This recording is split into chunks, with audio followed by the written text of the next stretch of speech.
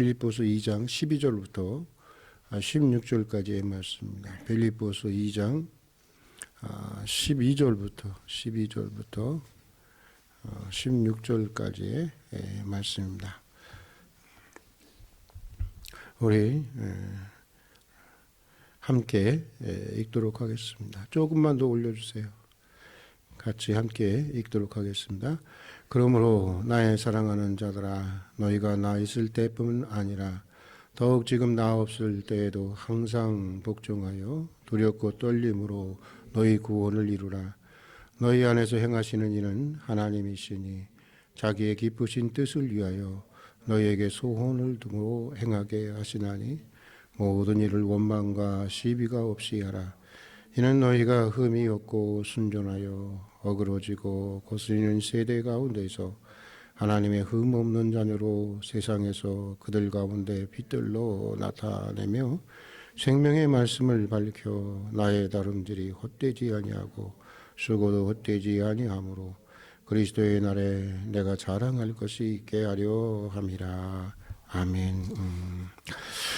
여러분, 사람이 살아가면서 은혜를 받는다고 하는 것은 매우 소중한 일인 것 같습니다. 그리고 받은 은혜를 잊지 않고 살아간다고 하는 것은 더더욱 소중한 일이라 생각합니다. 은혜를 받고 또 받은 은혜를 기억하면서 살아가는 여기에 기쁨이 있고 또 여기에 감사가 있고 여기에 한 인간의 변화가 있기 때문입니다.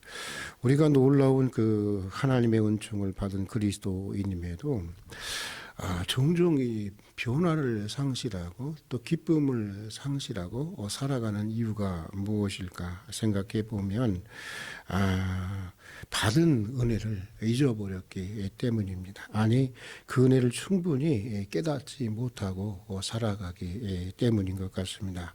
그런데 여러분, 우리가 받은 은혜 가운데 가장 소중한 은혜가 무엇일까요? 그것은 두말할 것도 없이 구원의 은혜입니다. 죽을 수밖에 없는 죄인이 용서함을 받고 하나님의 자녀가 되어서 영원한 하늘나라를 소망하며 살아가게 되는 은혜, 이게 가장 귀하고 소중한 은혜입니다. 역사 속에서 많은 그리스도인들은 그 은혜 하나만으로도, 구원받은 은혜 하나만으로도 평생을 박해를 받을 수 있었고 또 지하에 숨어 살고 또 심지어는 순교를 당하면서도 기쁨과 감사로 살아갈 수 있었던 것입니다. 본문에 보면 바울은 빌립보 교인들에게 너희 구원을 이루라는 권면으로 오늘 말씀을 시작하고 있는 것을 보게 됩니다. 그러나 이 말씀은 논쟁의 여지가 많이 있는 말씀입니다. 우리가 알기로는 예수님을 구주로 믿고 영접했을 때 우리는 이미 구원을 받은 것이라고 그렇게 배우고 믿고 있습니다. 그런데 또 구원을 이루어 가라니, 도대체 무슨 구원을 또 이루어 가라는 것인가 라고 하는 질문을 우리에게 불러일으키게 됩니다. 그러나 여기서의 구원은 우리가 보통 구원의 과정을 칭의, 하나님께서 우리를 용서하시고 의롭다 하시는 바로 칭의, 그 다음에 두 번째는 또 성화의 과정, 그리고 마지막 우리가 천당에 가서 이루어질 영화의 단계, 이렇게 구원의 차원이 이루어져 있는데 여기서 얘기하는 구원이라고 하는 것은 어떤 그 칭의로서의 구원의 차원이 아니라 그리스도를 닮아가는 성화로서의 구원의 과정, 구원의 차원을 말하고 있다고 하는 것입니다. 아시는 대로 우리가 예수님을 구주로 믿고 영접했을 때 하나님이 우리를 의롭다고 여겨주십니다. 그리고 하나님의 자녀로 삼아 주십니다. 이것이 바로 우리가 구원받는 순간이고 거듭나는 순간이고 구원의 생명으로서의 출발하는 바로 그런 순간입니다. 그러나 여러분, 우리가 이것을 기억해야 하는데 구원을 가져오는, 우리에게 구원을 가져오는 참된 믿음은 언제나 순종의 행위를 동반하게 되어 있다고 하는 것입니다. 마치 살아있는 것들이 성장의 욕구를 갖고 있듯이 참된 믿음이라고 하는 것은 언제나 그리스도의 장성한 분량에 이르기까지 자라가려고 하는, 성장하려고 하는 신령한 욕구를 그 안에 간직하고 있다고 하는 것입니다. 그러므로 구원파 사람들이 말하는 것처럼 일단 믿음으로 구원을 얻은 것이니까 믿고 나서는 아무렇게나 행동해도 된다고 하는 것은 매우 잘못된 생각인 것입니다. 야고보서가 말하는 대로 그런 믿음은 어떤 믿음일까요, 여러분? 이미 죽은 믿음입니다. 아무리 믿는다고 우겨도 그것은 가짜 믿음입니다. 구원에 이룰 수 없는 믿음입니다. 참된 믿음으로 구원을 얻은 사람이라고 하면 한평생 계속해서 새롭게 되고 주님을 닮아가려는 성화의 삶을 살아갈 수밖에 없는 것입니다. 바울의 고백대로 항상 복종함으로 또 두렵고 떨림으로 이미 얻은 구원을 진지하게 완성해 가려고 하는 것입니다. 그렇게 해야만 또 하는 것입니다. 그러나 여러분, 그리스도를 닮아가려는 이 성화의 과정 역시 이게 중요한데 우리의 노력으로 되는 것이 아니라고 하는 것입니다. 성화의 과정 역시 하나님의 전적인 은혜로 이루어진다고 하는 것입니다. 언젠가 제가 사도행전에 나오는 바나바에 대해서 설교를 하고 나왔는데 어느 집사님이 오셔서, 젊은 집사님이었는데 이런 말씀을 하셨어요. 목사님, 참 좋은 말씀 하셨어요. 그 다음이 이제 그럼 궁금해집니다. 좋은 말씀을 하셨는데요. 저는 바나바가 너무 완벽해서 도저히 그 말씀대로 따라 살 수가 없을 것 같아요. 오히려 저에게는 절망이 됩니다. 라고 얘기를 하시는 것이었습니다. 제가 설교를 뭔가 잘못한 거죠. 가만히 생각해 보면 일리가 있는 말씀입니다. 우리의 힘으로만 하려고 하면 그럴 수밖에 없는 것입니다. 그러나 오늘 말씀해 보면 우리가 점진적으로 그리스도를 닮아가는 것이 얼마든지 가능하다고 하는 것을 우리에게 말씀해 주고 있습니다. 본문 13절의 말씀이 그것을 말하고 있는데 우리 13절의 말씀을 다 같이 한번 읽어보도록 하겠습니다. 13절을 한번 읽어보겠습니다. 너희 안에서 행하시는 이는 하나님이시니 자기의 기쁘신 뜻을 위하여 너희에게 소원을 두고 행하게 하시나니. 같이 한번 또 읽어볼까요? 너희 안에서 행하시는 이는 하나님이시니 자기의 기쁘신 뜻을 위하여 너희에게 소원을 두고 행하게 하시나니. 원어 성경으로 직접 번역해 보니까 이런 말씀입니다. 항상 복종하여 두렵고 떨림으로 너희 구원을 이루라. 하나님께서 여러분 가운데 역사하셔서 하나님이 기뻐하시는 것을 위해서 하려고 하는 소원을 갖게 하시고 그 일을 할 수 있는 능력도 주시기 때문입니다. 이렇게 번역할 수 있는 그런 말씀입니다. 우리가 타락한 존재임에도, 전적 타락이라고 그러잖아요. 타락한 존재임에도 불구하고 주님을 닮아갈 수 있는, 성화될 수 있는 그 가능성, 그 이유에 대해서 말해주고 있는데, 먼저 하나님이 우리에게 소원을 두셨기 때문이라고 하는 것입니다. 하나님께서 우리로 하여금 예수 그리스도를 닮아가는 일을 완성하게 하시려는 그러한 의지, 그런 우리를 향한 소원을 가지고 계시기 때문이라고 하는 것입니다. 이것은 이런 의미의 말씀입니다. 나는 나 자신에 대해서 이미 포기했습니다. 다른 사람도 나를 포기한 것 같습니다. 사회도 나를 버린 것 같습니다. 그러나 하나님은 아직도 나를 버리지 않고 나에게 여전히 구원의 의지, 구원의 소원을 두고 계십니다. 다른 말로 하면 이런 말씀입니다. 탕자가 집을 나갔습니다. 탕자는 아버지를 포기했습니다. 그러나 아버지는 그 아들을 포기하지 않았습니다. 변함없이 그 아들이 돌아올 것을 소원을 두고 있다고 하는 그런 말씀인 것입니다. 여러분, 사실 내가 나를 어떻게 보느냐보다, 물론 내가 나를 어떻게 보느냐 굉장히 중요한 것입니다. 내가 나를 어떻게 보느냐 굉장히 중요한 것이지만 그것보다 더 소중한 것은 하나님이 나를 어떻게 보고 계시느냐가 중요한 것입니다. 설령 내가 내 자신에 대해서 포기한다 해도 하나님이 여전히 나에게 소원을 두시고 있는 한 우리에게는 희망이 있는 것입니다. 소망이 있는 것입니다. 로마서 8장에서 바울은 이렇게 고백하고 있습니다. 누가 우리를 그리스도의 사랑에서 끊으리요? 환난이나 곤고나 박해나 기근이나 적신이나 위험이나 칼이라. 내가 확신하노니 사망이나 천사들이나 권세자들이나 현재일이나 장래일이나 능력이나 높음이나 기쁨이나 다른 어떤 피조물이라도 우리를 우리 주 그리스도 예수 안에 있는 하나님의 사랑에서 끊을 수 없느니라. 여러분 믿습니까? 예. 바울은 확신한다고 하는 것입니다. 그 어떤 것도 예. 환난이나 곤고나 박해나 기근이나 적신이나 위험이나 칼이나 현재일이나 장래일이나 천사들이나 권세자들이나 높음이나 기쁨이나 다른 어떤 피조물이라도 어떤 필요는 우리를 향한 하나님의 사랑에서, 다시 말해서 우리를 향해 가진 하나님의 이 구원의 완성에 대한 이 소원에서 우리를 끊어낼 수가 없다고 하는 것입니다. 그러고 보면 내가 사랑받을 자격이 있느냐 없느냐, 그것은 다 쓸데없는 소리라는 것입니다. 하나님은 내게 변함없이 소원을 두고 계시다는 것입니다. 그것이 중요한 것이고 거기에 우리의 궁극적인 희망이 있다고 하는 것입니다. 그리고 또 중요한 것은 하나님은 그 소원을 어떻게 하시는 분이라는 거예요. 오늘 말씀해 보니까 행하시는 분이라고 하는 것입니다. 소원만 가지고 있는 분이 아니라 하나님은 그 소원을 반드시 이루어 내시는 분이라고 하는 것입니다. 다시 말해서 내가 못하는 것을 하나님이 하게 해 주신다고 하는 것입니다. 내가 버리지 못하는 것을 하나님이 버리게 해 주십니다. 담배나 술을 끊어보신 분은 잘 알 거예요. 여러분, 내가 끊고 싶어서 끊어지는 것입니까? 그런 사람 그게 많지 않습니다. 우리 김종길 장로님도 그런 간증을 하셨지만 어느 날 갑자기 장로님이 그러시더라고요. 어느 날 갑자기 냄새도 맡기 싫더래요. 막 역겨워 오다라는 것입니다. 그래서 그렇게 되었다고 하는 얘기를 들었습니다. 하나님이 해주시는 것입니다. 내가 사랑하지 못할 때, 그럴 때 많잖아요.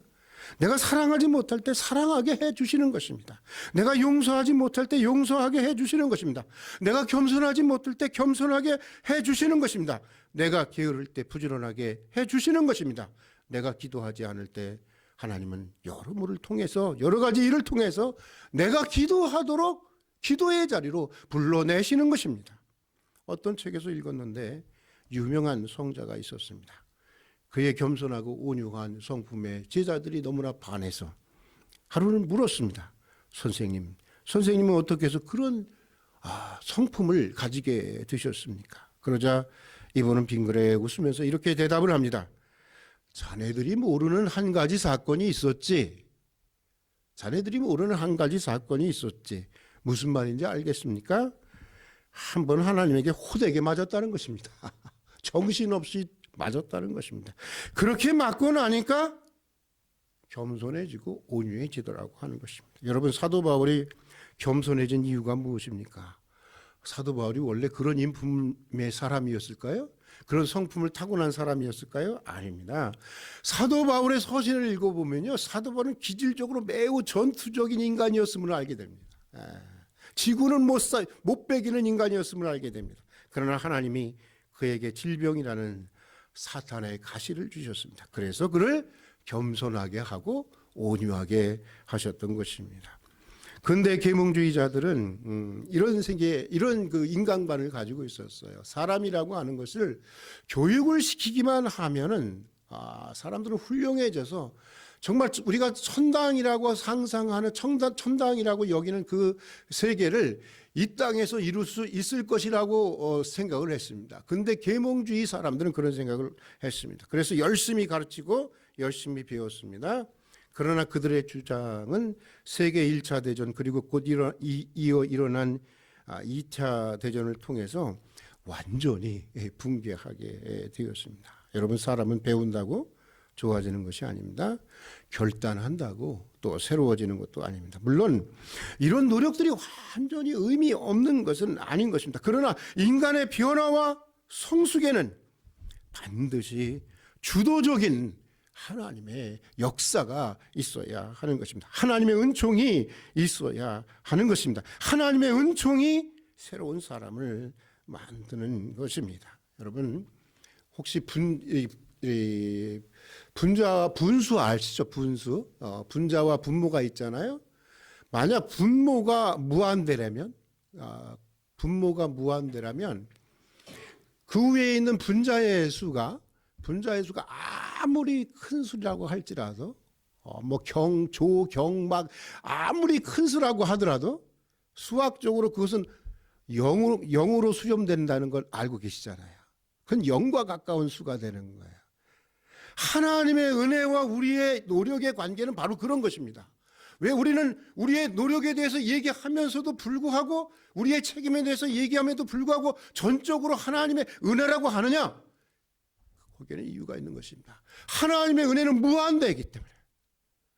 거기에 아무리 인간의 노력이 많다고 하더라도 인간의 노력은 뭘로 가는 거예요? 0으로 수렴될 수밖에 없는 것입니다.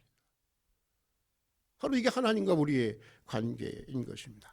오래전에 곽영선 목사님의 하나님의 열심이라는 책 서문을 읽으면서 제가 대성통곡한 적이 있었습니다. 이런 서문입니다.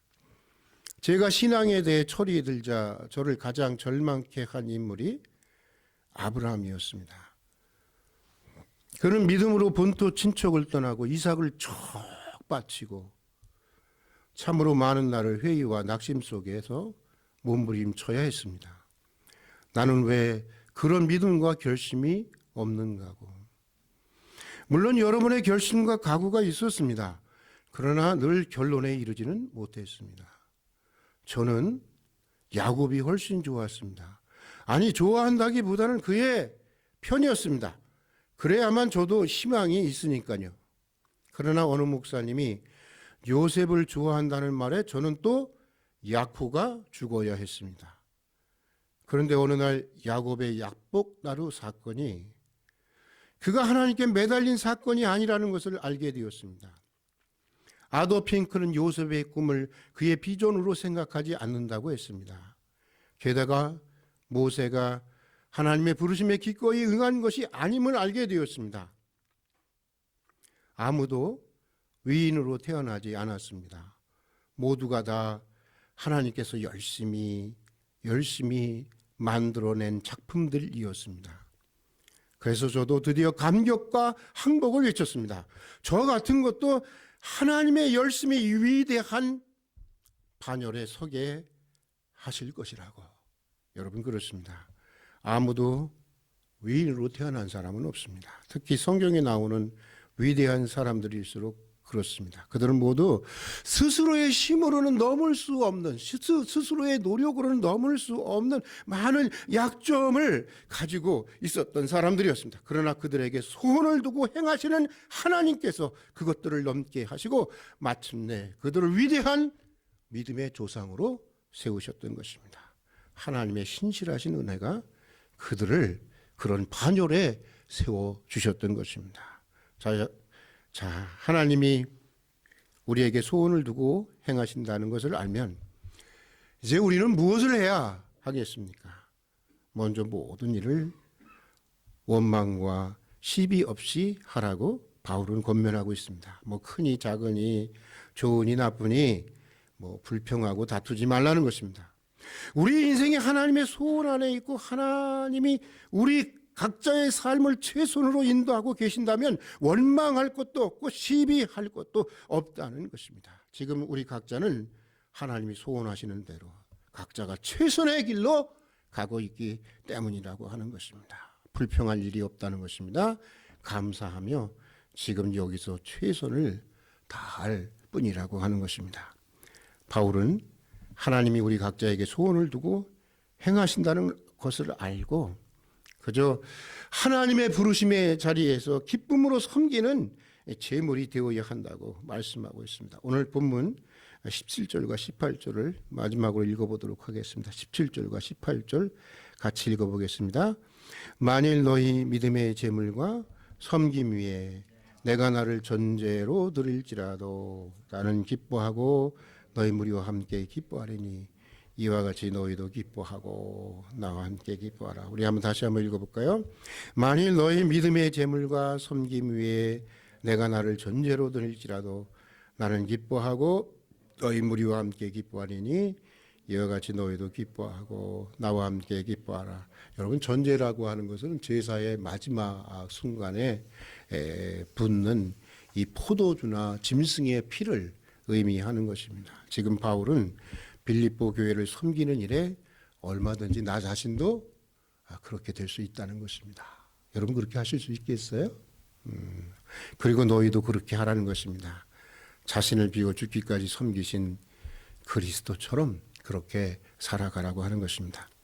인도의 캘카타에서 한평생 그 행여자들을 섬기며 살았던 마더 테레사가 이런 고백을 한 적이 있습니다. 우리 한번 같이 따라서 한번 해봅시다.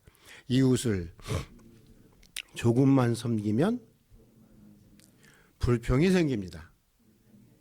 그러나 자기를 포기할 때까지 섬기면 신적인 기쁨이 생기는 것입니다. 다시 한번 해볼까요? 이웃을 조금만 섬기면 불평이 생깁니다. 그러나 자기를 포기할 때까지 섬기면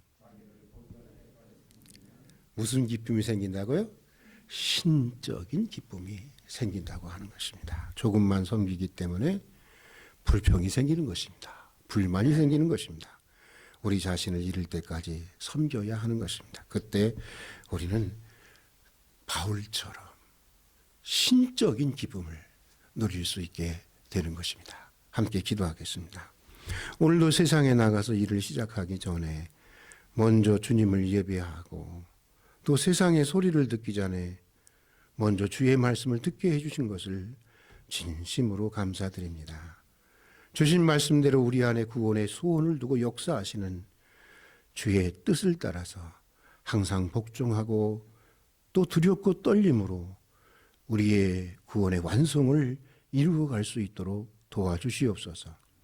우리들의 인생을 최선으로 인도하시는 하나님의 소원과 하나님의 섭리에 붙들린 인생인 줄 알게 하시고 모든 일에 감사와 기쁨으로 우리 자신을 온전한 섬김의 제물로 드릴 수 있게 도와주시옵소서. 오늘 한 달의 삶도 주님께 맡겨드립니다. 일용할 필요들을 채워주시고 하나님의 뜻이 우리의 삶의 현장에서 이루어지는 한 날이 되게 하여 주시옵소서. 예수님 이름으로 기도드립니다. 아멘.